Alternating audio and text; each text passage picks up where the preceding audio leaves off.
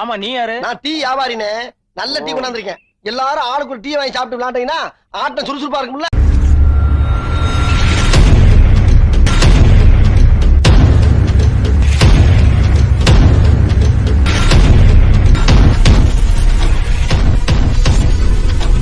டைமுக்கு சாப்பிடு பேபி. நீ சாப்பிடலன்னா எனக்கு பசிக்குதுடா.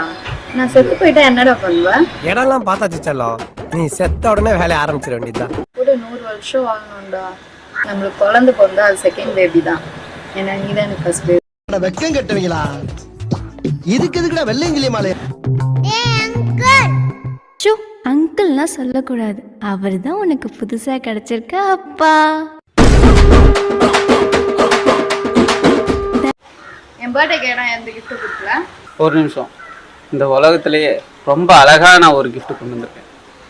அழகான கிஃப்டா?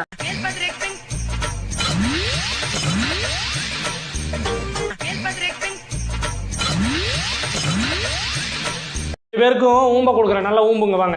டேய், இது பார்த்தும் பார்க்காத மாதிரி போற. நேத்து மாமனார் கூட இருந்தல்ல, அதான் பேச முடியல. டேய் ஃபுல், அது என்னோட ஹஸ்பண்டா.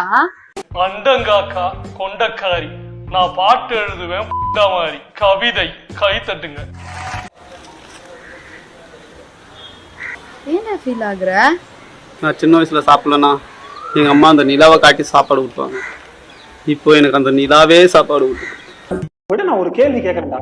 உங்களுக்கும் போதை மருந்து கொடுத்து ரேப் பண்றவனுக்கும் என்னடா வித்தியாசம்? வெயிட் என்னடி? 50டா. உன்னோட வெயிட் என்ன?